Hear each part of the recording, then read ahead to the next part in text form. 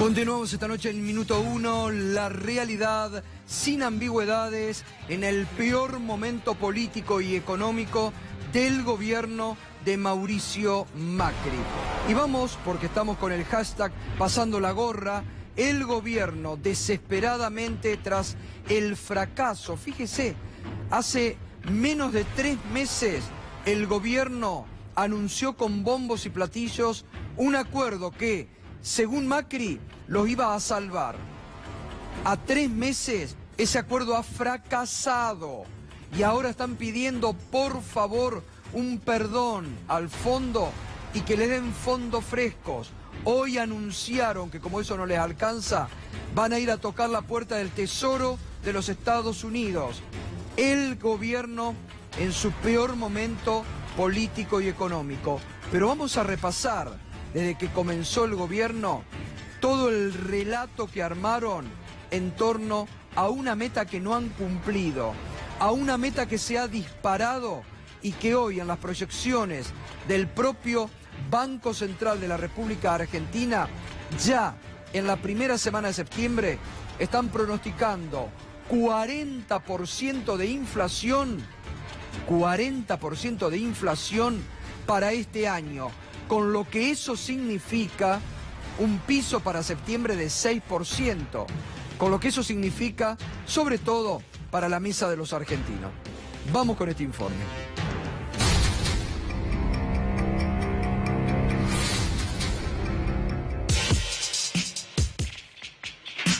Bajar el déficit es la manera de atacar la inflación, este cáncer con el cual hemos convivido más de 70 años, y bajarla para siempre. En el caso de ser electo presidente, ¿cómo resolvés el cepo cambiario? Es realmente fácil, en serio te digo, porque el cepo es un hijo de la inflación. Y en nuestro gobierno la inflación no va a ser tema. Tenemos metas para bajar la inflación, para reducir el déficit fiscal. Y como las vamos a cumplir, vamos a dejar de endeudarnos. Pero no es un tema como lo era hace 2 meses, cuando fue el jefe de gabinete al Congreso, de lo único que le preguntaban era de la inflación. Seguimos, por supuesto, ratificando que nuestra meta de inflación es del 15%. Y en donde vamos a mantener las metas de inflación, que para este año son de 15%, 10% para el año que viene, con el objetivo terminal de 5% como meta final.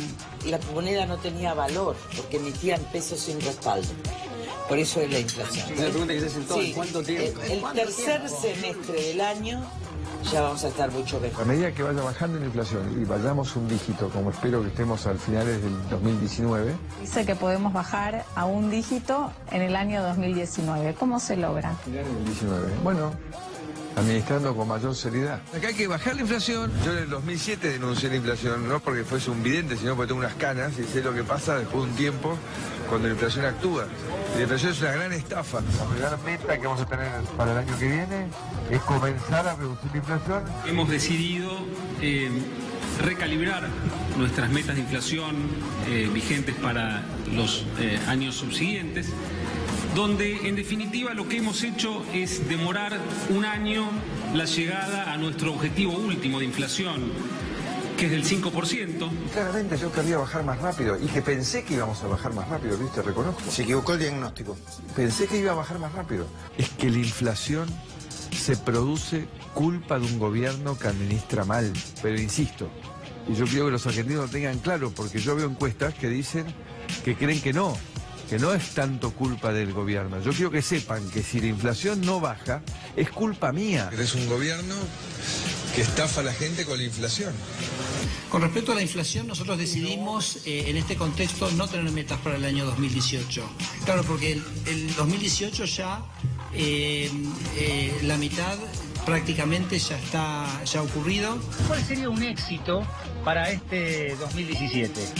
Yo creo que un éxito para este 2017 es seguir bajando la inflación. No está bajando hasta acá en los niveles por el gobierno propuesto. La inflación va a ser seguro, sin ninguna duda, la mitad, por lo menos la mitad de lo que fue la inflación del año pasado. Nosotros vamos a bajar esa inflación y la gente tiene que saberlo.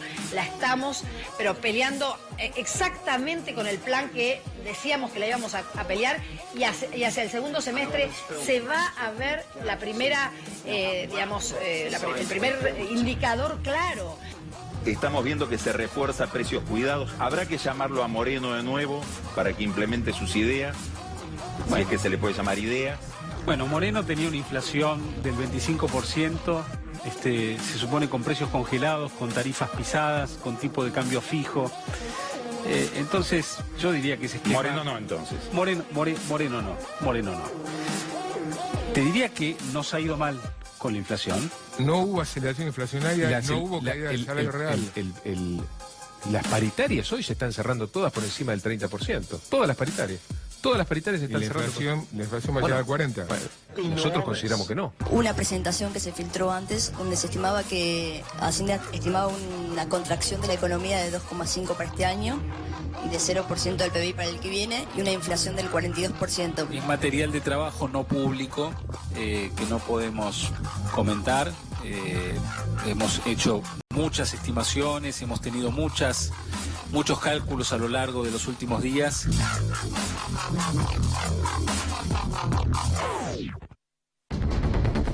Bueno, usted vio, ¿no? No cumplieron nada de lo prometido. Todo lo que iba a ser muy fácil, en forma irresponsable, lo decían durante la campaña, no lo han cumplido. Proyección del Banco Central de la República Argentina, inflación para este año 40%.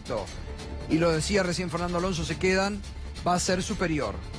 ¿Cuánto están proyectando, Fernando? Mirá, el propio Ministerio de Hacienda está proyectando 42% de inflación en ese documento en el que plantea las hipótesis de ajuste fiscal para 2019. 42% de ajuste fiscal, 42% de inflación, 1.9% de recesión y $1 a 38 para cerrar este año. Esta cuestión que parece les está costando mucho estabilizar. Bueno, y veíamos excelente este informe porque hay que recordar todos los días las promesas incumplidas de este gobierno, lo que ha significado una estafa electoral. Lo que ellos subestimaban, en 2 días iban a solucionar la inflación, el gobierno de antes era ineficiente porque no podía controlar la inflación, y ahora es el gobierno de Macri el que no puede salir de este laberinto en que ellos mismos se han encerrado. Y fíjese cómo todo esto, recién Hugo Aime lo comentaban los números de la realidad, también Roberto Bachmann, pero hay más números de la realidad que reflejan el peor momento político y económico del gobierno de Macri. Enseguida ya vamos a ir y enseguidita también vamos con un bombazo judicial, ¿eh? Quédate ahí porque en la causa de las fotocopias, si lo de Cunio Libarona realmente nos estremeció en cuanto a la confesión de Cunio de lo que había que hacer frente a Stornelli y Bonadío para quedar en libertad, lo que enseguida nuestro colega Ariel Sack va a contar, bueno, realmente está ubicando a la justicia argentina al borde del barrido institucional. Vamos con los números de la realidad antes. Satisfacción, esto es la Universidad de San Andrés. La Universidad de San Andrés, lo más prestigioso para medir el grado de confianza que la población tiene en instituciones o en el gobierno. Satisfacción con la marcha general de las distintas cosas que le preguntan. Muy insatisfechos con la marcha general, el 49%. Insatisfechos, 30%. Ya hay un 79% que están insatisfechos con la marcha general de este gobierno. Recién Hugo Aime decía que sus encuestas marcaban un 70% de insatisfacción. Para la Universidad de San Andrés se eleva al 79% de insatisfacción con el gobierno de Macri. Satisfechos 15%, muy satisfechos 4%, no sabe 2%.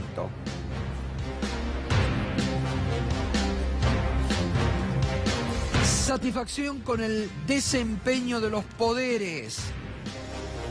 Muy insatisfecho, en rojo, con el Poder Ejecutivo, 44%. Poco satisfecho, 28%. Satisfechos, 18%. Muy satisfecho, 5%. Fíjese, entre el muy insatisfecho y poco satisfecho, 44 más 28. El Senado, muy insatisfecho, 50, poco satisfecho, 28, satisfecho, 13, muy satisfecho, 3. Diputados, 43, 33, 17. Pero vamos a Corte Suprema. Entre muy insatisfecho y poco, suman 76%. 76%, que es la Corte Suprema de Justicia de la Nación. La justicia, 76% de insatisfacción. Universidad San Andrés, lo más serio, que hace años que viene realizando marcando el humor social respecto a este caso de las instituciones. Satisfacción con las políticas públicas. Fíjese la economía. Ministro Nicolás Duhovne, 87% de insatisfacción. Lo más alto de la era Macri. 87% de insatisfacción para un ministro hoy totalmente desdibujado, totalmente desacreditado y al que le siguen buscando reemplazante, como es el ministro Duhovne.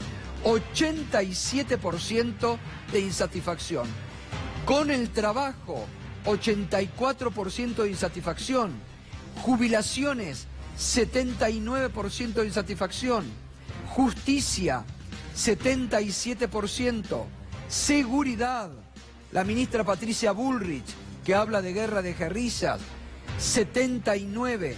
Educación, 79%. Interior, 66%.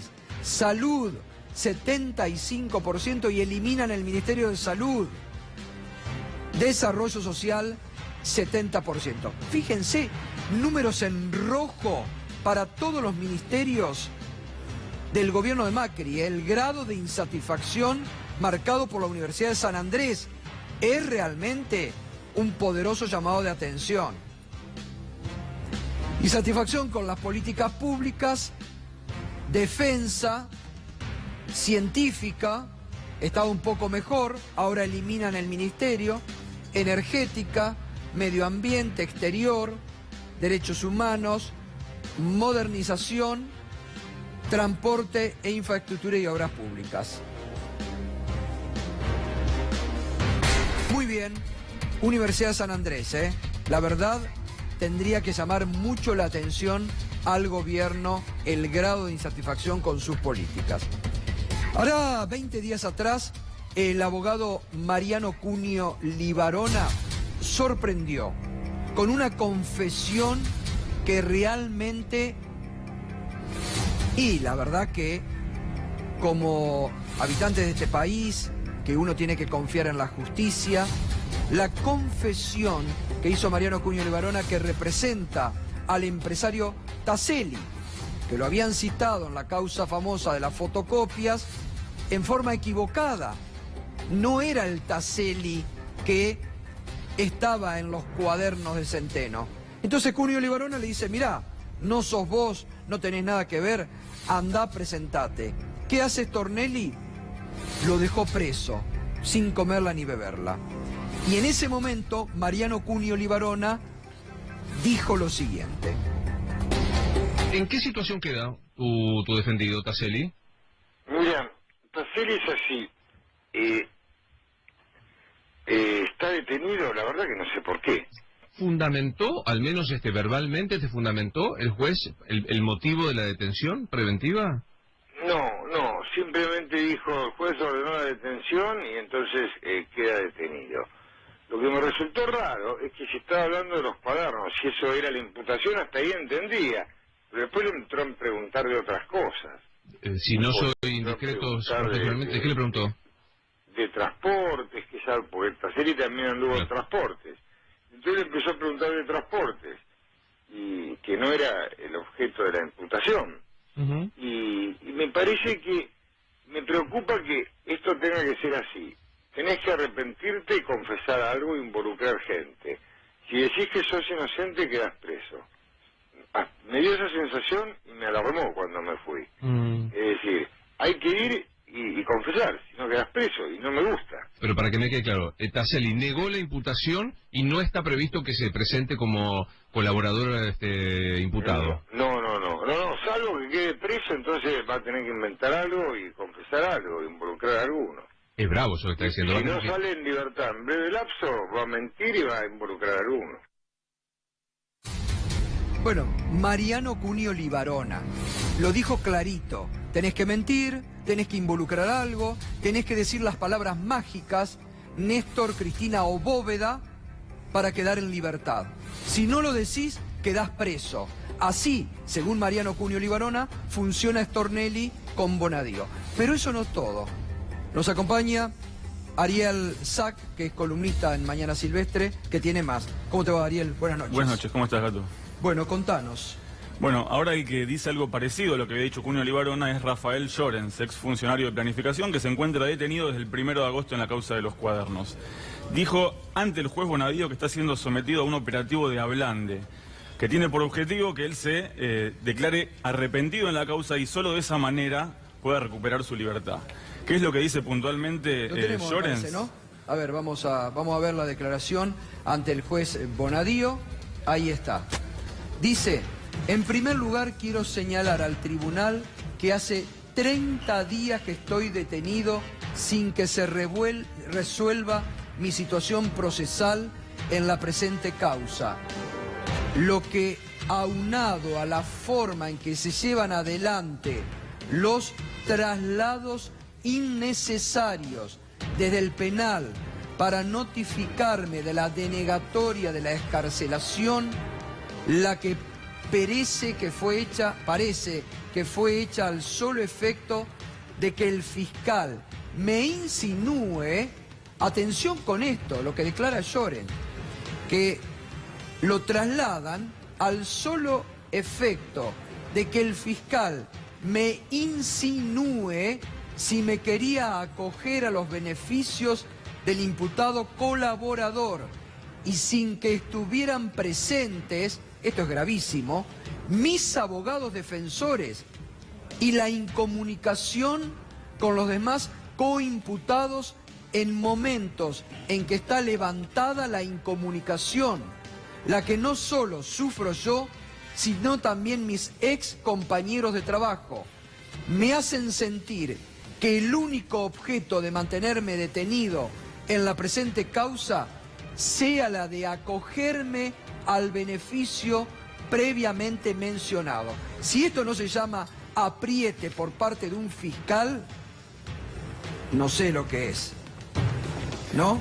Todos sabemos lo que son los traslados desde el penal de Ezeiza hasta Comodoro Pi. Sí. En este caso en particular, lo que denuncia su abogado es que para trasladarlo, para que le comunicaran la denegatoria de la excarcelación, primero no hacía falta trasladarlo. Se lo podían haber dicho al abogado o se lo podían haber dicho a él mismo en el penal. Pero lo trasladaron un día a las 2 de la madrugada para una audiencia que estaba prevista a las 12 del mediodía. Es decir, lo sacaron del penal de noche a las 2 de la madrugada, lo dejaron dentro de la camioneta que lo transporta, que es el servicio penitenciario, y eso es bravo. Es bravo que te dejen con otros presidiarios, algunos con más experiencia, que saben incluso disuadirse de los elementos que tienen las manos agarradas, y que lo tengan arriba de la camioneta por más de 12 horas. Y finalmente la audiencia en la cual le comunicaron que no lo iban a excarcelar no fue tampoco a las 12 del mediodía, sino que fue 4 horas más tarde. Todo esto, él dice que es parte de un operativo de ablande que tiene como único objetivo que él se declare arrepentido y que confiese un delito que él dice que no cometió.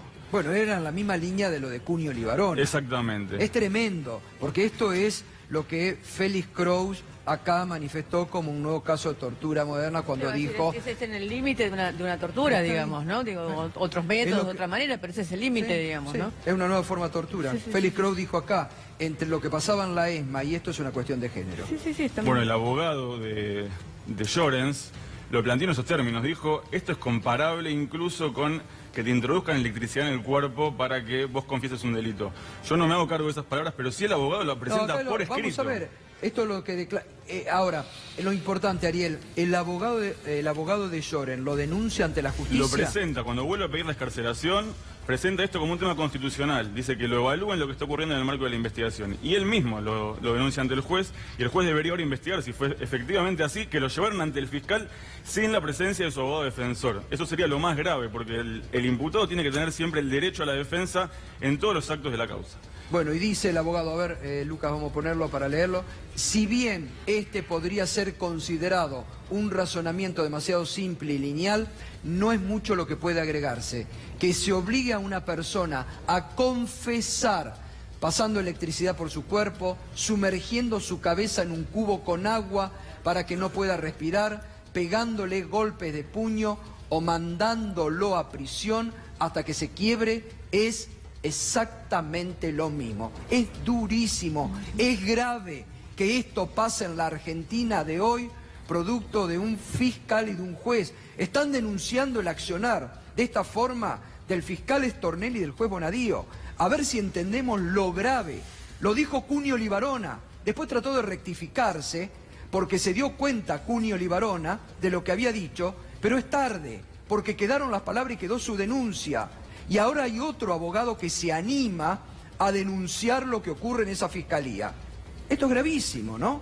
Son todos elementos que pueden aportar nulidades a la causa en el futuro. Si se demuestra que un imputado fue llevado ante el fiscal sin su abogado para que el fiscal le sugiriera que le convenía confesar un delito que no cometió para quedar en libertad, eso va a generar una nulidad en el expediente a futuro. Es gravísimo lo que está denunciando Llorens como imputado y Mariano Silvestroni como su abogado. Sí, pero en este país, con estos jueces, con esta Cámara, ¿no? Digamos, ese es porque me parece que en eso es de alguna manera en lo que se basan. Digo, cuando decimos estamos en el borde del estado de excepción, digo, el macrismo no es un gobierno totalitario, pero tiene una cantidad de prácticas totalitarias que sostienen toda esta situación, porque cuando vos tenés ese mecanismo avalado por un juez, y vos dices es un juez y un fiscal, por es la un juez Cámara y un fiscal, avalado por la Cámara, avalado por la Lorenzetti. Corte, con un blindaje mediático y con el apoyo del Poder Ejecutivo. Digo, de ahí a Patricia Bullrich marcándote quiénes son los nuevos terroristas y cómo se los persigue. Entonces no estamos exagerando cuando estamos diciendo que en la Argentina se está violando el Estado de Derecho y se está tratando de construir un enemigo interno para justificar la política que están llevando adelante. A ver, perdón,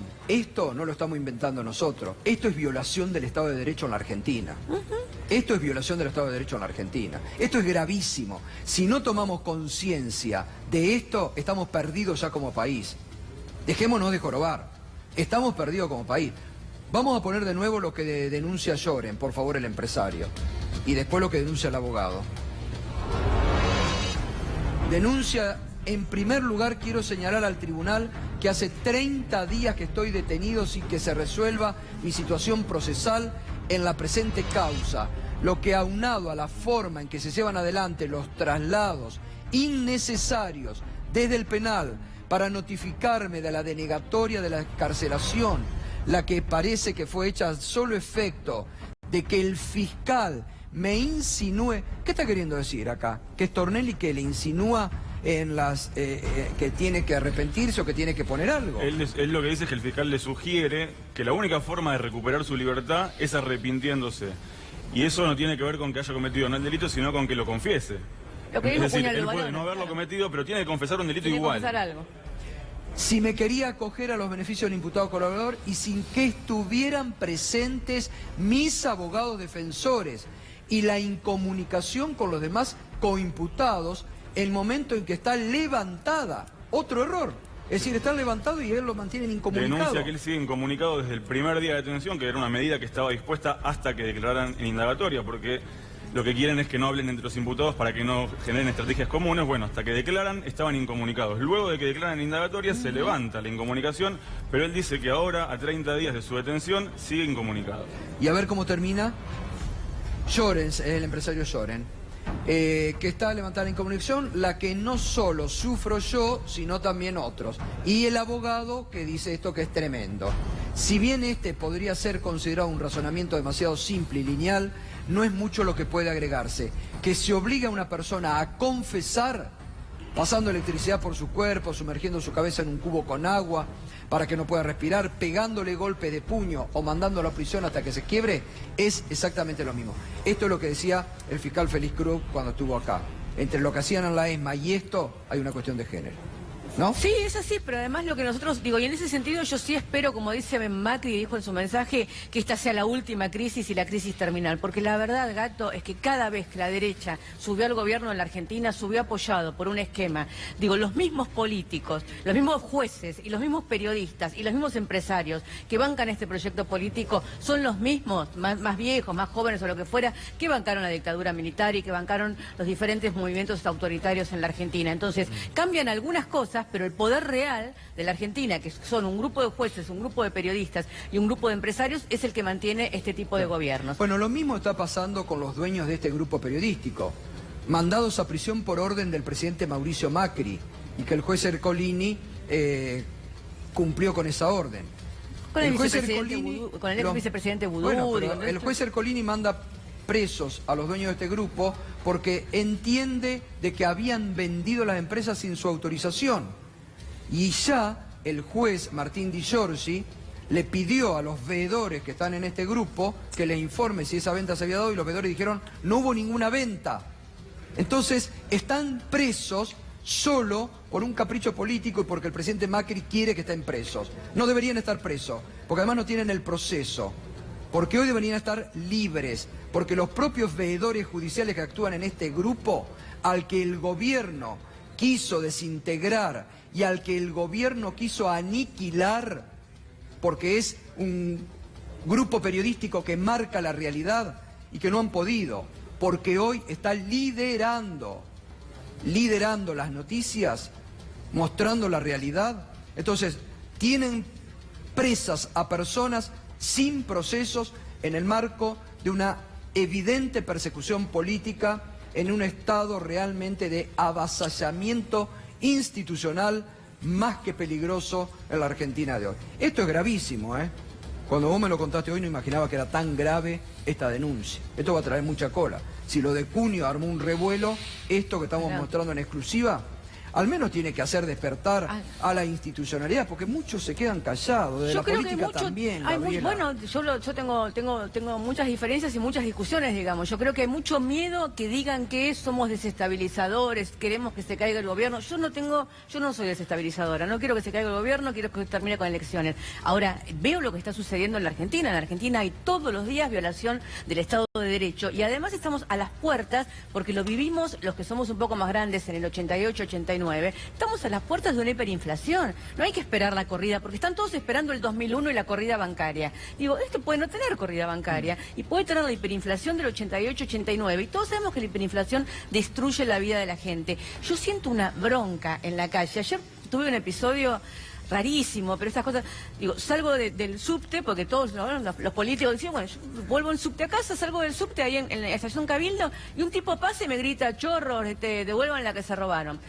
Me doy vuelta para ver quién era, para contestarle, y antes de que yo le conteste, un tipo parado le dice, ustedes devuélvanos el país. Y el kiosquero le grita, y los docentes no sé qué, y se empieza a armar, un debate contra el tipo. Claro, porque hay una bronca en la gente. Nosotros ahora el sábado estamos haciendo una convocatoria, una asamblea de la bronca en Parque Centenario para organizar un poco la bronca que hay en la gente y ver hacia dónde va esto. Porque hay mucho temor. Patricia Bullrich dice, los kirchneristas son terroristas, todos...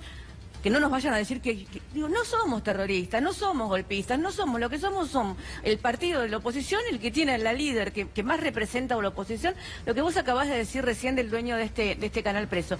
Imagínate, el dueño de cualquier otro canal preso.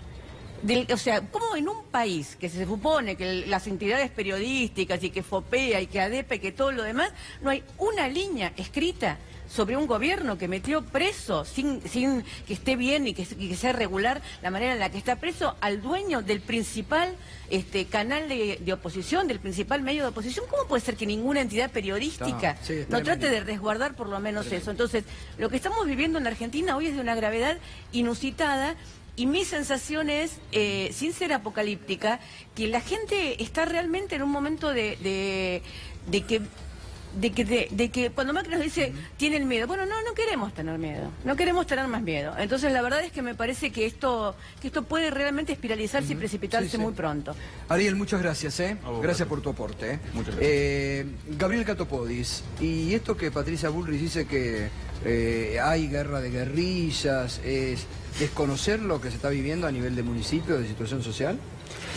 Me parece que lo importante, Gustavo, es mencionar con claridad que el plan de Cambiemos fracasó, que el experimento de Cambiemos le sale muy caro a la gente, se terminó la fábrica de cerveza artesanal, se terminó la promesa de Cambiemos. La realidad es que hoy estamos viviendo una situación de mucha bronca, de mucha desilusión y de mucha estafa, porque este gobierno hace 30 días nos decía que teníamos que celebrar que llegábamos a un acuerdo con el Fondo Monetario Internacional, que era un mérito para el país poder acordar con el Fondo Monetario Internacional. Y hoy nos quiere hacer creer que estamos acá, que estamos en esta debacle, en este fracaso por culpa de la política, por culpa de la oposición. Es un gobierno que le dice a la oposición, vengan a dialogar para aprobar un ajuste. Bueno, la oposición no va a ir a dialogar para aprobar ni para avalar ningún ajuste, ningún acuerdo con el Fondo Monetario Internacional, que siempre están pensados para empobrecer a la Argentina. Los acuerdos con el Fondo no están pensados para reactivar la economía, para hacer crecer a la economía. Y la verdad que llegamos a esta situación por responsabilidad y decisiones que tomó este gobierno durante 2 años y 9 meses.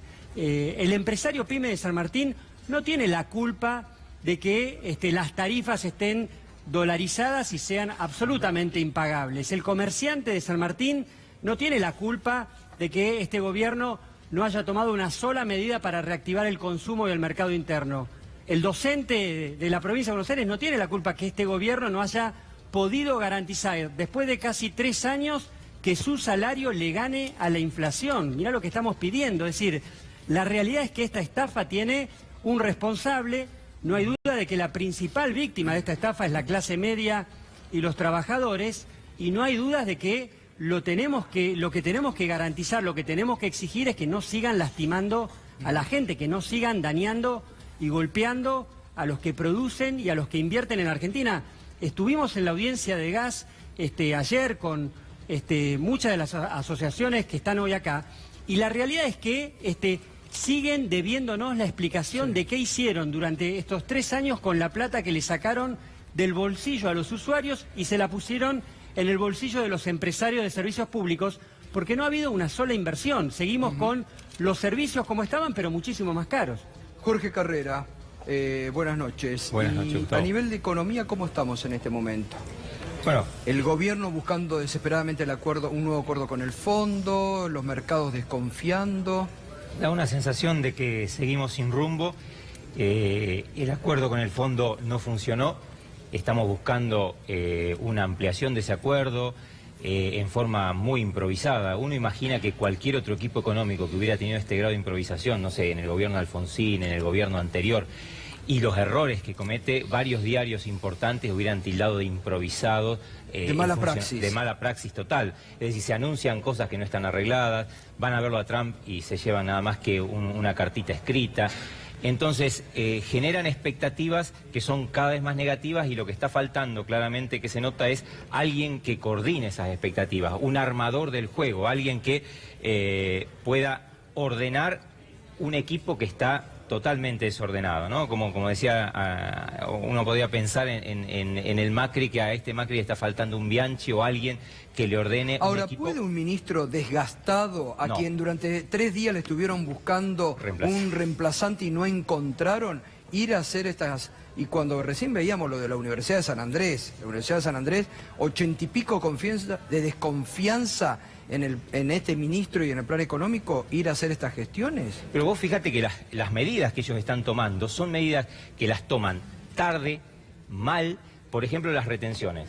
nosotros dijimos acá alguna vez que hemos venido que había que tomar retenciones en el contexto de un plan integral. Cuando hacen estas retenciones, vos ves que las hacen mal. Pero ahora, en Argentina tenemos años, décadas de experiencia, distintos tipos de gobierno, y sabemos por qué se hacen las retenciones con la estructura económica que tenemos. Han hecho unas retenciones en donde vos ponés retenciones fijas en pesos, que no solamente son graves para el tema de la soja, sino que las funciones que tiene la retención son, uno es tratar de separar el precio interno del precio externo. La otra es acelerar las liquidaciones de dólares y la otra es fiscal. Esto que han hecho está todo mal, porque fíjate, no tanto con la soja, que le han bajado las retenciones y le han puesto estos 4 pesos que hoy día equivalen a un 10%, pero hay una cuenta que por ahí es complicada para hacer para la audiencia, pero está en nuestro Twitter. En el trigo, que es el más importante en la mesa de los argentinos, la paradoja que vos vas a tener es que esta forma de retenciones, cuando el dólar, si sigue subiendo, aumente, por ejemplo, de 40 a 50, que es un 25%, por esta forma que tiene, la harina, la tonelada de trigo, todo lo que es toda la base de los alimentos, va a aumentar un 28%. Hoy se aumentó la harina. Hoy se aumentó. Pero lo que te quiero decir es que hemos inventado una cosa que no está en lo que es, que va a aumentar más los alimentos que el dólar. Jamás ese trasvasamiento ha sido así, pero porque ¿Y eso le han hecho cuánto va mal. a proyectar de inflación, Jorge? Y yo creo que ahí las proyecciones que está haciendo el Banco Para Central septiembre. se quedan cortos porque son muy inerciales hacia atrás.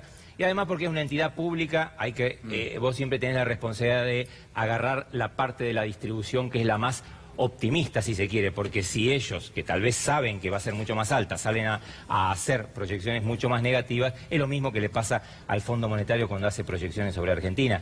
Pero yo creo que vamos a tener una caída que va a ser mucho más alta que el 2%, tal vez el 3%, y una inflación que va a estar en torno al 42, 45%. Pero todo esto depende también de cómo cierre el año. Porque si bien el año ya está jugado en muchos aspectos, vos todavía podés tener un dólar que realmente quede en 40, cosa bastante improbable por la incertidumbre que hay, o siga creciendo. Totalmente. Luciano Galfione, que es empresario de Proteger, ¿no? ¿Y cómo están en este momento? ¿Cómo están viviendo este marco de incertidumbre económica, Luciano? Bueno, para nosotros la realidad hoy no está ajena a toda la industria. Particularmente nuestro sector, al ser un sector de mano de obra intensiva, está muy golpeado, sobre todas las cosas por el poder adquisitivo de la población tan deteriorado, hace que nuestras fábricas estén hoy al 54%. ¿Vos qué tenés? ¿Fábricas de? Una fábrica de hilados. ¿De hilados están? Muertos. Sí. Pero está volando en toda la cadena. Hoy no se salva a nadie en toda la cadena. Y básicamente a eso que, digamos, a una capacidad de uso de capacidad del 54%, se le suma que hoy los empresarios, a partir de lo que ha pasado en las últimas semanas, ni siquiera tenemos precio, ¿no? Claro. Porque ahí estamos viviendo una situación, ¿no? La comentaba el economista acá, que no sabemos a qué precio vender. Si uno sube los precios, no vende, ¿no? Porque no hay demanda, ¿no? Pero si no sube los precios, cuando va a reponer no sabe a qué precio repone. O sea que pierde toda la rentabilidad o directamente queda por debajo de los costos.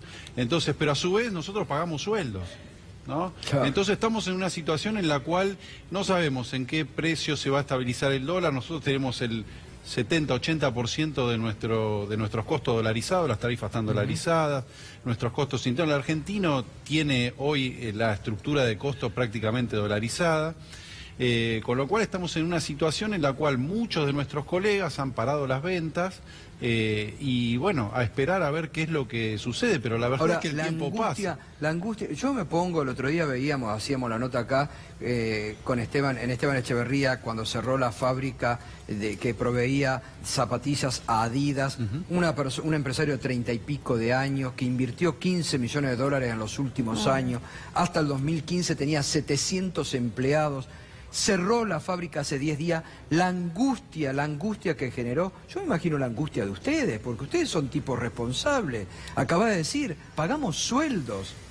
Hoy en el chino del barrio, me pasó a mí, que contaba la diferencia de los precios, me agarró un pequeño de Saavedra, pegado a Villa Martelli, que hay muchas pequeñas y medianas empresas de San Martín, tipo que hace herrería y herraje. Desesperado. Me dijo, la semana que viene cierro la empresa, 30 años. Dice, me manejo con el bronce se fue por las nubes, no tengo precios, me quedaron 3 empleados, no los puedo mantener más. Desesperado, el tipo me agarró a mí ahí como... Por poco se pone a llorar, digo, es una situación dramática realmente. Es una situación complicada, la verdad que todas las semanas tenemos noticias de despidos, suspensiones, empresas que cierran. Y la verdad lo que estamos viendo nosotros, mira Gato, ayer nosotros estuvimos en el coloquio de la UIA, en el coloquio de la UIA estuvo Dante Sica haciendo una presentación, y la verdad es que nosotros notamos a un ministro de la producción que está atado de manos, porque, digamos, nosotros conocemos bien quién es Dante Sica, conoce mucho la industria, es una persona que sabe de la realidad, pero nos presentó una realidad. Él presentó 7 puntos, para el desarrollo de la industria, en el cual suscribimos los 7 puntos. Pero lo que sucede, los 7 puntos marcaban fortalecimiento del mercado interno, financiamiento productivo, baja de impuestos distorsivos. Tengo la presentación. Como dijo Novarecio, llamen a Moreno. La verdad es que suscribimos a esos puntos. Claro. Ahora, lo que sucede es que la realidad va por otro lado, porque hoy la macro se lleva todo, ¿no? Entonces, hasta el ministro que nos representa, nosotros notamos que tiene muy buena voluntad, porque hay que decirlo, tiene voluntad, pero está atado de pies y de manos. Entonces, ¿qué podemos nosotros esperar si el ministro que representa al área productiva no puede llevar adelante las políticas que él mismo está proponiendo? Nosotros que ni siquiera tenemos injerencia en esas políticas, ¿qué podemos esperar? Lo único que podemos esperar es ver de qué manera reducimos al máximo todo lo que podemos para seguir subsistiendo. Es un gobierno que nunca le habló a las pymes en 30 meses. A este empresario textil que está acá, a los textiles de San Martín, nunca les dijo una palabra, no les dio una sola palabra de aliento, una sola medida. No hay dudas de que es un gobierno que no cree en las pymes, que no cree que el mercado interno y el consumo es el motor de la economía, que no cree que las textiles de San Martín y de la provincia de Buenos Aires son las que garantizan buena parte del empleo y del empleo industrial de calidad en la Argentina. La verdad que es un gobierno que claramente tiene puesta su mirada en escuchar al mercado, en escuchar al Fondo Monetario, en tratar de ser vocero. Claramente. No terminó de reglamentar la ley PYME. Absolutamente. Ya está pensando en cambiarla, ¿no? Pero que fue resignando herramientas, que fue resignando, siempre descreyó de la política. Entonces la política ya no puede garantizar en la Argentina un orden y una organización de cómo armonizar los intereses de una sociedad. Fue reduciendo el Estado ya no puede imponer y hacer efectivas las decisiones. Fue resignando las herramientas monetarias. Hoy no podemos discutir si una política de control de cambios no sería eficaz para poder frenar una disparada que golpea todos los días la economía real. Claramente todos los días fue reduciendo su capacidad y sus herramientas para poder poner en marcha un plan serio en lo económico. No es un plan serio devaluar, endeudarse y esperar que lluevan las inversiones. Pero es un modelo, yo lo digo, no es un gobierno, no es un ministro, acá hay un modelo que está pensado en toda su extensión para que seamos un país agroexportador, exportador no solo de soja y trigo, sino también de recursos naturales, bancado por el capitalismo financiero. En este modelo, y a mí eso es lo que más me preocupa, que es que esto no se emparcha. La salida de este modelo y la salida de esta crisis no es con esto hecho más prolijo, no es que están haciendo mal este modelo. Es este modelo el que está destruyendo a la Argentina. De acá no se sale con gente más prolija haciendo este modelo de una manera mejor, y me parece que eso es lo que también tenemos que tener claro, ¿no? Claudio Lozano denunció a Macri y a los ministros por el acuerdo con el Fondo Monetario Internacional, quedó imputado hoy. Recién Fernando decía que en el gobierno dicen todo político. No, dice que es político, que van a prestar toda la información que quiera la justicia, pero que no tiene ningún sustento la denuncia. Te tocó un juez, además. Bueno, el fiscal Dilelo dice otra cosa. Dice que tiene sustento, dice que todos los argumentos que vertimos son ciertos, son verídicos y que corresponde que el juez comience y accione con la investigación penal. Le hace una serie Básicamente, de Claudio, contale a la audiencia qué es lo que denuncias. La denuncia es muy simple, en realidad. Son 2 denuncias. Una es un amparo que presentamos en el Fuero Contencioso Administrativo que plantea la suspensión del acuerdo por el daño social que el acuerdo produce, señalando el tema de que el gobierno no pasó por el Parlamento que es quien debía entender en la autorización sobre un préstamo de esta naturaleza. Y una denuncia penal que plantea la violación de los deberes de funcionario público y el abuso de poder, casualmente porque frente a tener que pasar por el Parlamento no lo hace, a pesar de que no tiene atribuciones para contratar un crédito de estas características. Además, recordemos que en el momento en que el gobierno comenzó a plantear el tema del acuerdo con el fondo, la mayor cantidad de voces políticas y sociales de la Argentina señalaron la inconveniencia de esta estrategia. O sea que había una razón adicional de carácter político como para ir a discutir esta famosa idea de la gobernabilidad en el ámbito natural donde debiera discutirse, que es en el Parlamento Nacional. Bueno, esto no se hizo. Es más, el argumento que tiene el gobierno es un argumento estúpido para decir que efectivamente podría no hacerlo, porque se fundamenta en la ley de administración financiera que dictara en su momento Menem y Cavallo, casualmente de carácter inconstitucional, para eludir el paso por el Parlamento de sus acuerdos con el fondo. Y esa ley, después de esa ley viene la reforma del 94, que casualmente pone en suspenso todas aquellas leyes que delegan facultades del Parlamento en el Poder Ejecutivo. Y la verdad es que esa ley, el artículo que transfería esa posibilidad al Ejecutivo, está caduco. Entonces, no solo que es inconstitucional lo que hicieron, sino que el sustento de ellos no existe.